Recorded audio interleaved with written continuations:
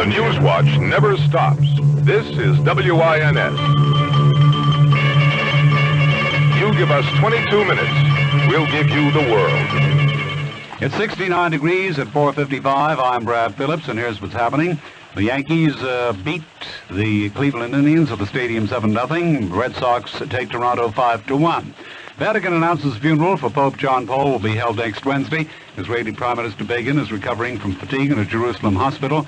Arthur Levitt issues a report on violations in the city's employment situation. 3 city councilmen call for revamping of a system to recover stolen cars. Partly cloudy tonight, mostly cloudy tomorrow with a chance of rain. In a moment, big Yankee win. WINS News Time, 4:56. Now a word from United Vintners Incorporated. When the toast is from your heart, remember Inglenook wine. Dad, I guess what I'm trying to say. All those arguments we had when I was in college, they all seem so meaningless now. Hey, we were both just growing up, son. There will always be moments in life when it's hard to say what you feel in your heart. That's why there's Inglenook, America's superior wine. For the big celebrations and the little personal ones, too. Remember Inglenook when the toast is from your heart. To the last of the red-hot lovers. Oh, really? After 22 years? Oh, I'm still madly in love with you. Oh, me too. Happy anniversary. When the toast is from your heart, remember Inglenook wine. Premium wines from Inglenook Vineyards, Rutherford, Napa Valley, California. The Vatican has announced an indoor funeral will be held next Wednesday for Pope John Paul I, who died suddenly Friday morning of a heart attack. 10 days after that, the conclave of cardinals will convene to choose his successor. Israeli Prime Minister Begin is reportedly doing fine after signing into a Jerusalem hospital last night because of fatigue. The government spokesman says Begin has undergone several tests. Doctors say he may be allowed to leave as early as tonight. After a 4-day layoff, the nation's trains are beginning to roll again. They're only making short-distance runs today. Amtrak spokesman Braddock says there'll be a return to normal long-distance runs tomorrow. Marjorie Mealy, Louise Jameson at the editor's desk. Part of this newscast written by Ed Golden and Ronnie Stern.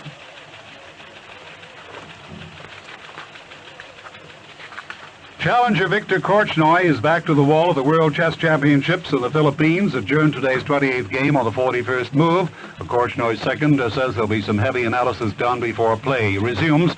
Korchnoi trails champion Anatoly Karpov 5-2 in the title match. WINS News Time, 4:58. Now a word from the Majestic Theater. Henry Fonda is back on Broadway, starring with Jane Alexander in the witty and wise new comedy First Monday in October. She's the first woman appointed to the Supreme Court. The sparks fly as Fonda's flinty justice tries to cope. Henry Fonda and Jane Alexander in First Monday in October at the Majestic Theater on West 44th Street, now through November the 11th only. Tickets also a ticket-tron or charged by phone. Call 246-0730, 246-0730. Here's the weather forecast. Partly cloudy tonight with a low between 53 and 58 degrees. Mostly cloudy tomorrow and tomorrow night with periods of rain. Tomorrow's high 67 to 72. Clearing tomorrow night with patchy fog forming, a low 53 to 58 degrees. And on Monday, partly sunny, high 65 to 70. Present New York temperature 69 degrees, humidity 53%. The wind out of the south at 14 miles an hour. Repeating the present temperature 69, going down to 53 overnight. If you need an apartment, one that you can really afford, and you want your family to live in an attractive, safe neighborhood, your answer may be Co-op City, probably the best apartment value in New York. These spacious, bright apartments from 1 to 3 bedrooms and 2 bathrooms cost less than $55 a room per month after a down payment of $600 a room. The monthly carrying cost includes central air conditioning, gas, and electricity. And about 65% of the carrying charge is tax deductible.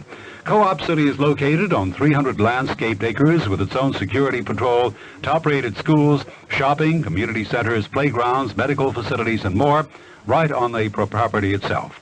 Bus and subway service to Midtown Manhattan in as little as 35 minutes. Find out if you qualify for this exceptional way of life. Visit Co-op City, Bartow Avenue exit, New England Thruway, and follow signs to sales office or call 212-671-1888, 671-1888. The News Watch never stops. This is WINS. You give us 22 minutes, we'll give you the world. Good evening. It's 69 degrees at 5 o'clock this Saturday, September 30th, 1978. I'm Michael O'Neill, and here's what's happening. The Yankees have clinched at least a tie in the American League's Eastern Division. Mourners attended masses today for Pope John Paul at St. Patrick's and at the Vatican.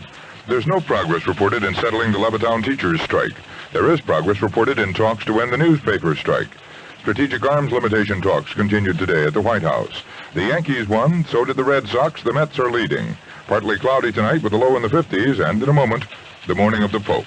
WINS News Time 5:01. The City of Hope is a pilot medical center serving people everywhere through treatment, research, and education. Who doesn't know somebody who has a catastrophic disease, cancer, leukemia, or a heart, blood, chest, or hereditary malady? The free, non-sectarian City of Hope needs your support to help in its fight for lives. Send your contribution to 250 West 57th Street, New York 10019.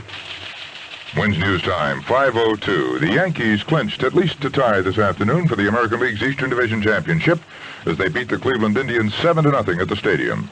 Ed Figueroa went all the way to become the first Puerto Rican-born 20-game winner in Major League history. So it all comes down to tomorrow when the Yankees can clinch the division title with a victory themselves or a loss by the Boston Red Sox. 2,000 people filled St. Patrick's Cathedral this morning for a pontifical mass for Pope John Paul I.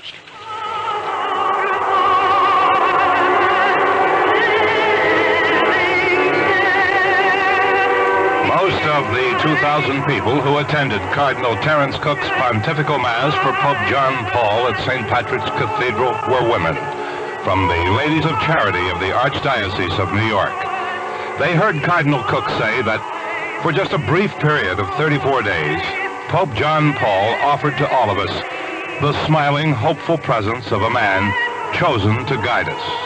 Mrs. Emil Johnson, Mrs. Thomas McGivney of Staten Island, Mother Loretta Bernard, and Sister Mary Zovia of St. Vincent's told me how they'd remember Pope John Paul. His simplicity. My feelings are very deep because it seems to me that, in the words of St. Paul, he lived a long time in a short while. He extended himself so beautifully to everybody that each one loved and respected him. He had such a kind, loving face that he just seemed as though he could love the whole world and was ready to take on the cares of the world. And we have many cares right now. He just had the best, that's all, with that beautiful smile. Paul Parker, 1010 WINS News. At the Vatican, officials transferred the late Pope's body today from the Vatican Palace to St. Peter's Basilica for more public viewing. Thousands of Italians and a handful of foreigners are gathered here in St. Peter's Square for a simple ceremony formally referred to as the translation or transfer of the remains of the late Pope John Paul I. The pontiff's body is borne by the men who, in his lifetime, carried his sedan chair on the few occasions John Paul elected to use it. The procession is met on the stairs to St. Peter's Basilica by tightly packed crowds. The late pontiff's body will rest inside the basilica on a catafalque virtually identical to that used just last month for Pope Paul VI. Marcia Taylor, St. Peter's Square. At the White House, spokesman announced this evening that Vice President Mondale will head the American delegation to Pope John Paul's funeral Wednesday at the Vatican. Lenox Hill Hospital officials confirmed today that 83-year-old Archbishop Fulton J. Sheen, who underwent open-heart surgery a year ago, has been confined to the hospital since September 4th. They say the Archbishop is resting comfortably, but the spokesman declined to release any other details, hinting both the Church and the Archbishop had hoped to keep his confinement a secret. President Carter accused the leaders of Jordan and Syria today of being out of step with their own people in opposing the Camp David peace accords. Mr. Carter says he believes the Syrians and Jordanians want peace. In a transcript released by the White House, the president also called threats of stepped-up terrorist activity probably exaggerated. Mr. Carter said the United States would be vigilant in the face of any attacks on U.S. installations around the world. The president said he's concerned about all the credit he's receiving for the success of the Camp David summit. He says the press is overreacting after giving him too little credit earlier in his administration. The U.S. top Middle East envoy says Egypt and Israel probably will begin treaty negotiations within 2 weeks. U.S. roving ambassador Alfred Atherton said Saturday that Egyptian and Israeli leaders agree on the need to begin peace negotiations quickly. Atherton was speaking to reporters after a 75-minute meeting with Egyptian President Anwar Sadat. The American envoy had arrived earlier in the day from Jerusalem.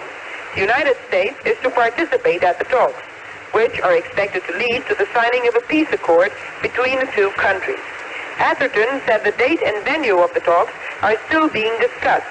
However, it is generally understood here that the Tripartite Commission will meet in the Suez Canal city of Ismailia and the headquarters of the United Nations Emergency Force towards the middle of October. This is Lisette Belluni in Cairo.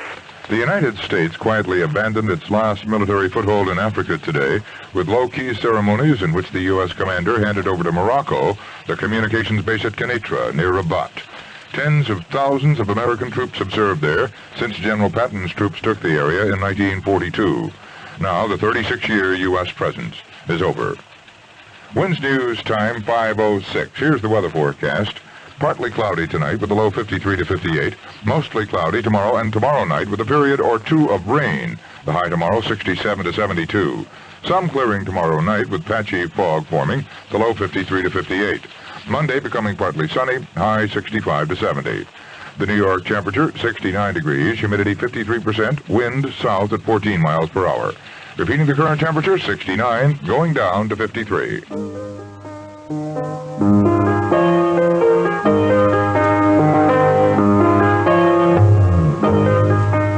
Do you know you can spend an unforgettable week in the Caribbean for $91? You never forget it.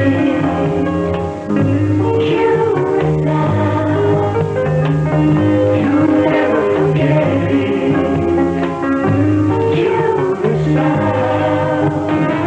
Curacao. Beaches, shopping, casinos, and perfect weather. 8 days, 7 nights from $91 per person, double occupancy plus airfare. Ask your travel agent about a summer free spree vacation in Curacao.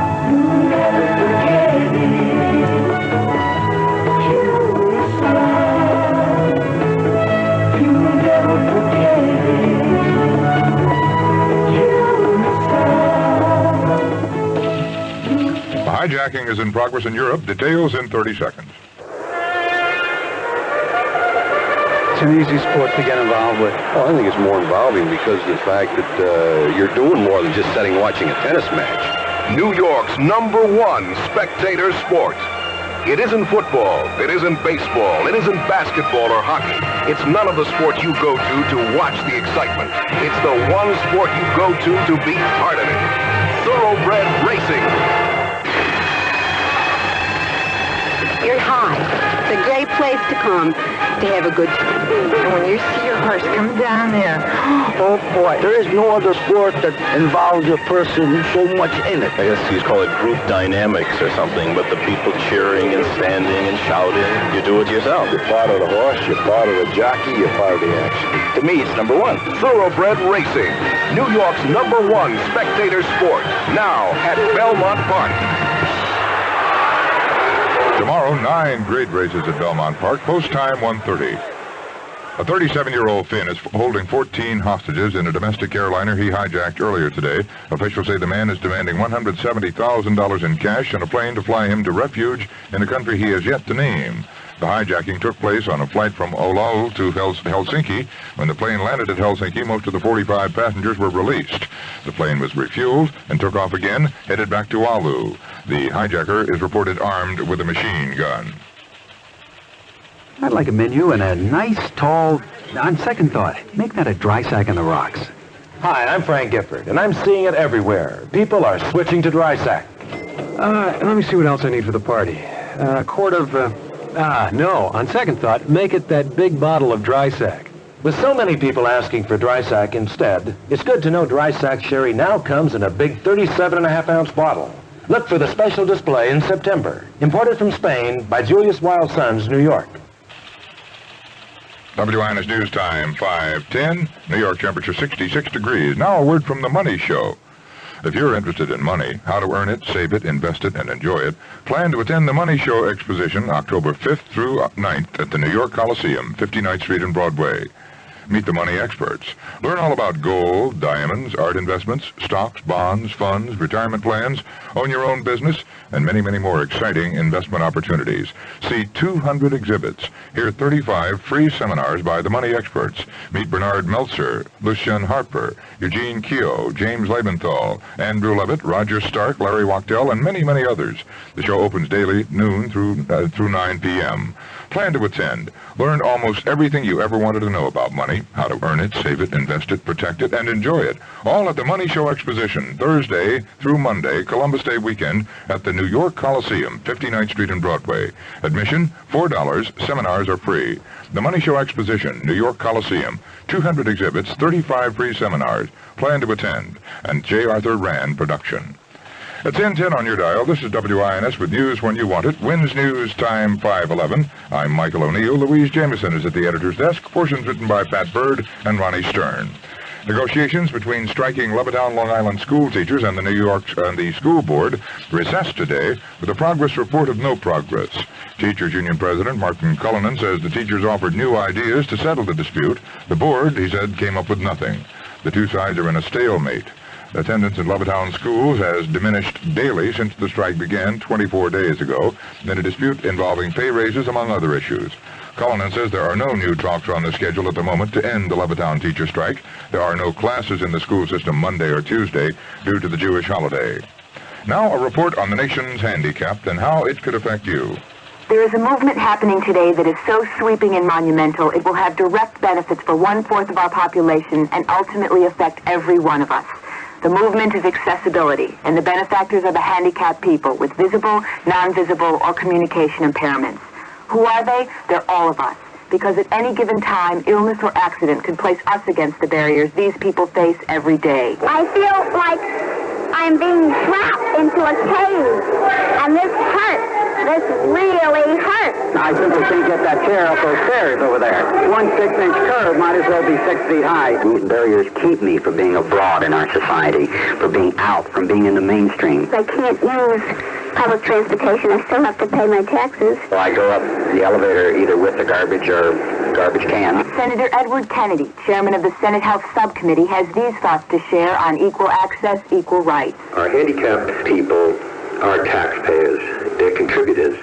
And it is absolutely essential that as our society develops structures, buildings, modes of transportation, whatever it might be, that we not create, through lack of concern, effective barriers for people to be able to participate.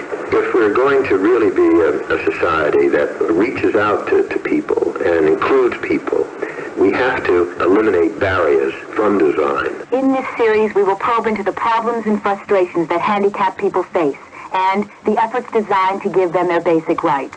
Karen King, Group W News, Boston. A spokesman for the Pressmen's Union says the latest round of talks with the New York Times and Daily News are going extremely well.